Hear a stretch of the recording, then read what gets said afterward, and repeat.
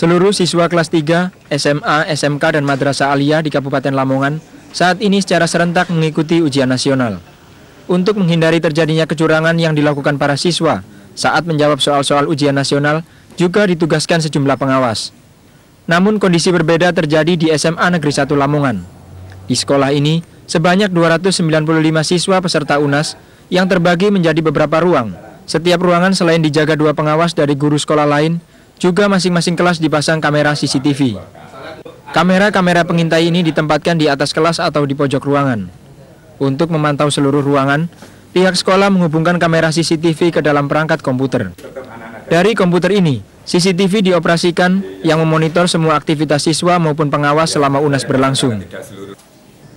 Pelaksanaan ujian nasional di Madrasah Aliyah Negeri Rengel, Kabupaten Tuban, Jawa Timur pada hari pertama lalu kisruh. Hal ini terjadi karena soal ujian tertukar hingga para siswa harus menunggu sampai siang hari karena soal gantinya diambil ke Surabaya. Pelaksanaan ujian nasional hari pertama di lingkungan Madrasah Aliyah Negeri Rengel, Kabupaten Tuban, kisruh. 35 peserta di ruang 14 dan 15 seharusnya mendapat materi soal bahasa dan sastra Indonesia untuk program agama. Namun materi yang diterima salah, yaitu bahasa Indonesia untuk program bahasa yang secara kualitas lebih sulit. Temuan ini diketahui pertama kali oleh pengawas ujian saat hendak membagikan soal kepada para peserta. Jika dilihat bungkusnya, materi tidak salah karena tertera bahasa dan sastra Indonesia program agama. Namun setelah dibuka ternyata isi materi tidak sesuai. Selanjutnya kesalahan tersebut dilaporkan ke Dinas Pendidikan Kabupaten Tuban dan disepakati bersama untuk menarik soal yang salah. Materi salah terpaksa harus ditukar ke kota Surabaya hingga menunggu lama. Penundaan ujian nasional ini cukup membuat para peserta kecewa karena harus menunggu berjam-jam di sekolah. Para siswa baru dapat mengikuti ujian siang hari setelah soal ujian yang sudah ditukar datang dari Surabaya. Ya saudara, tayangan berita tadi akan kami teruskan dengan dialog mengangkat topik evaluasi UNAS SMA. Dan dialog nanti akan hadir bersama narasumber Sulistianto selaku anggota Dewan Pendidikan Jawa Timur. Dialog ini akan dipandu oleh Maria Francisca.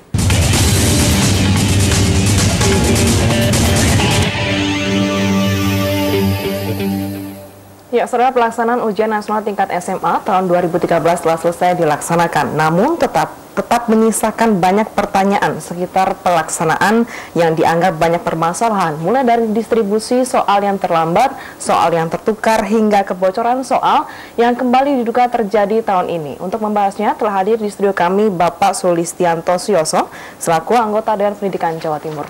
Selamat sore, Pak Yanto. Selamat sore. Ya, berbicara soal UNAS tahun ini ada penundaan di 11 provinsi. Ya. Ada Kalimantan Timur, ada Palu, kemudian ada Kupang, Jatim, beberapa bagian terjadi khususnya ada anak yang sakit harus berbondong-bondong ke tempat tertentu untuk mengikuti UNAS. Dari anggota Dewan Pendidikan sendiri, pandangannya seperti apa, Pak?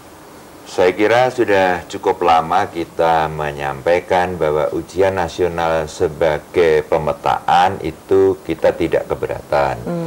Tapi saya kira sebagai syarat kelulusan itu betul-betul harus ditinjau dan mudah-mudahan tahun ini yang terakhir. Ya, karena rasanya ini Tuhan sudah menunjukkan pada kita deh bahwa ujian nasional itu sebagai syarat kelulusan itu tidak ada manfaatnya sama sekali. Justru mudaratnya banyak sekali gitu, dan sekarang membuktikan. Tapi ini amanat konstitusi loh Pak, ujian nasional itu. Tidak. Itu kan terdapat pada PP. Kalau nggak salah PP 19 lah yang ngatur UN. Tapi PP ini bertentangan dengan undang-undang tentang sistem pendidikan nasional. Undang-undang tentang sistem pendidikan nasional menyatakan bahwa evaluasi itu hak sepenuhnya dari para guru dan sekolah gitu, dan pihak sekolah gitu kan. Tiba-tiba hak prerogatif para guru ini direbut oleh atau dirampas oleh negara, gitu kan, dalam hal ini oleh Kemdikbud, gitu kan, lewat kepanjangan tangannya yang namanya BSNP itu, gitu kan. Nah, ini harus dipertanyakan. Saya kira sekarang sudah menyolok mata, gitu ya. Ujian nasional kali ini saya kira hasil yang paling utama adalah dari ujian nasional yang berantakan ini kita bisa melihat kinerja pemerintah pusat di dalam hal ini Kementerian Pendidikan sangat buruk, gitu kan. tidak lulus nih, harus ada ujian ulang. Kementerian Pendidikan ini nggak lulus sekarang ini gitu kan. Nah kalau siswa nggak lulus itu kan nggak boleh lanjut gitu kan. Pertanyaannya kalau Kemdikbudnya nggak lulus itu apa gitu konsekuensinya gitu kan. Ini misalnya dianalogikan sebagai kemampuan mengerjakan nilai UN itu nilainya nggak sampai 3 ini. Karena berantakan dan bukan hanya 11 provinsi. Dan bukan hanya satu percetakan ya. Satu percetakan berantakan, satu percetakan yang lain tidak sempurna. Misalnya di daerah Sumatera Utara dan sebagainya itu banyak yang soal kurang, LJK nggak ada dan sebagainya gitu kan.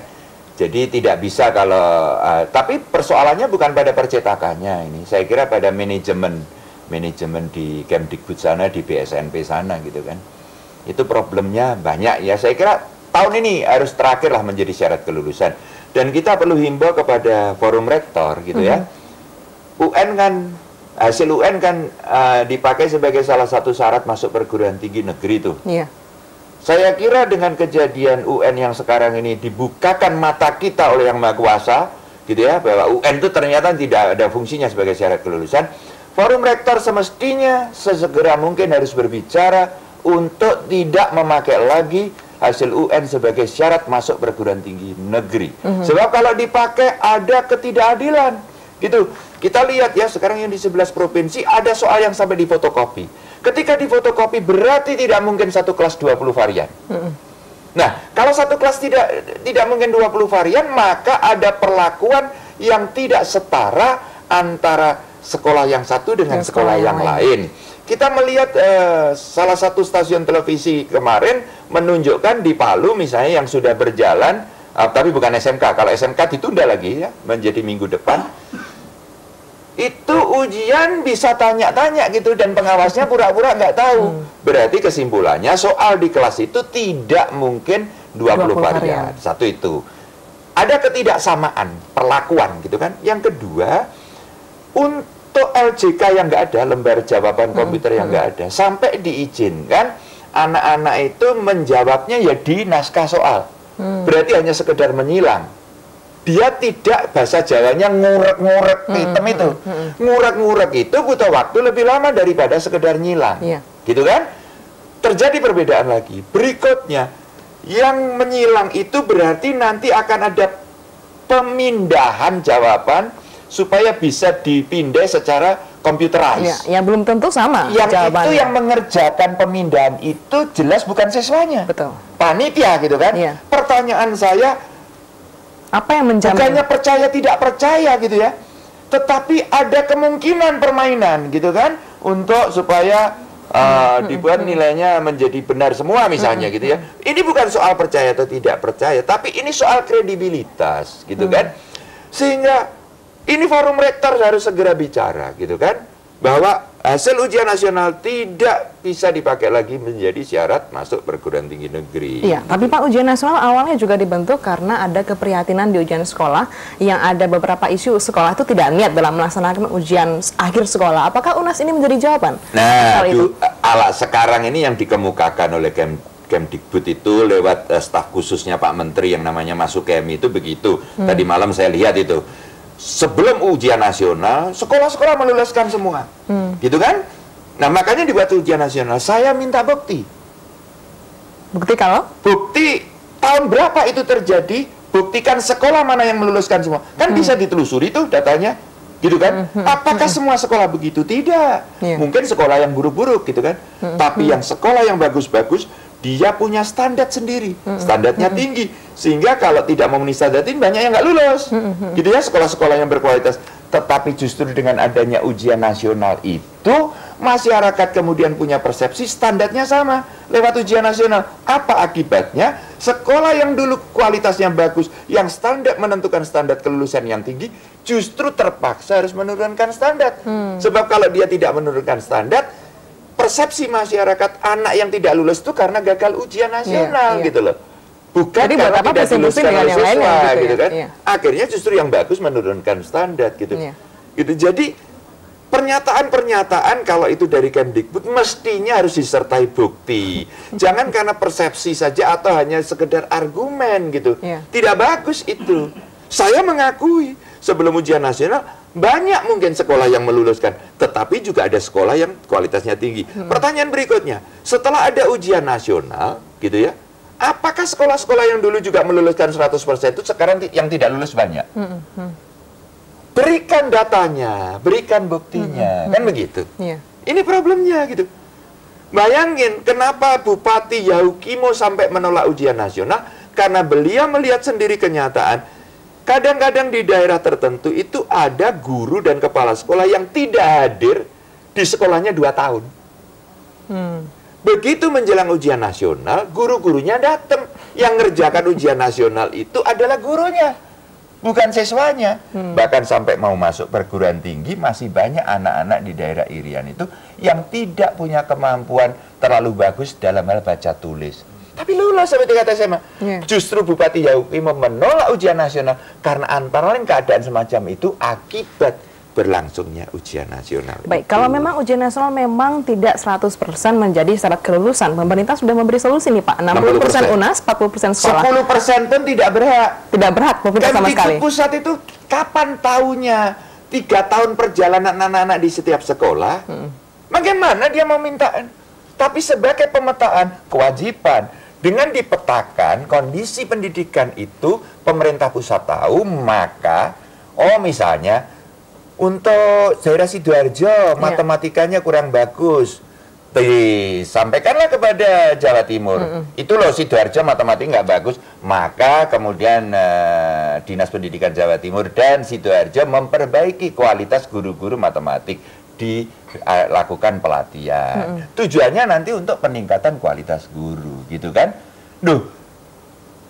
Tujuan utama UN itu antara untuk pemetaan, tetapi perlu masyarakat ketahui, sejak pertama kali UN dilakukan sampai dengan sekarang ini tidak ada data pemetaan sama sekali. Pemetaannya seperti apa belum pernah ada gitu loh. Jadi sebetulnya selama ini sudah 10 tahun lebih UN tidak mempunyai fungsi apa-apa kecuali daya rusak terhadap pendidikan kita sangat tinggi. Kejujuran menjadi kecurangan menjadi merajalela gitu loh. Hampir merata di seluruh sekolah, merusak mentalitas guru, merusak mentalitas kepala sekolah, dinas dan sebagainya. Karena ujian nasional fungsinya berfungsi sebagai tiang gantungan bagi murid, bagi guru, bagi kepala sekolah, bagi daerah, bagi dinas dan sebagainya. Melakukan apapun untuk lulus ujian nasional gitu. Jadi sebetulnya tidak ada satupun dasar lagi untuk bisa melanjutkan ujian nasional sebagai syarat kelulusan kecuali satu yang bisa jadi dasar, kekuasaan.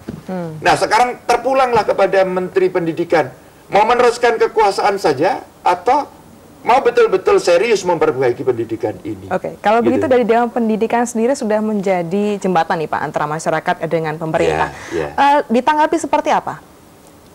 Kita sudah luncurkan ini ya, tapi ini bukan atas nama Dewan Pendidikan. Jadi 30 orang aktivis pendidikan yang ada di Indonesia dengan 25 guru besar melopori, diinisiatori oleh seorang anak muda namanya Krishna Aditya gitu yang membuat konsepnya. Terus kemudian kita mendukung itu, mendorong adanya petisi reposisi ujian nasional. Kita meminta supaya pemerintah menjadikan ujian nasional hanya sebagai pemetaan, tidak sebagai syarat kelulusan. Nah, itu sekarang sudah didukung kira-kira oleh 2.500 orang gitu kan. Tapi belum diserahkan secara resmi, meskipun Kemdikbud tahu.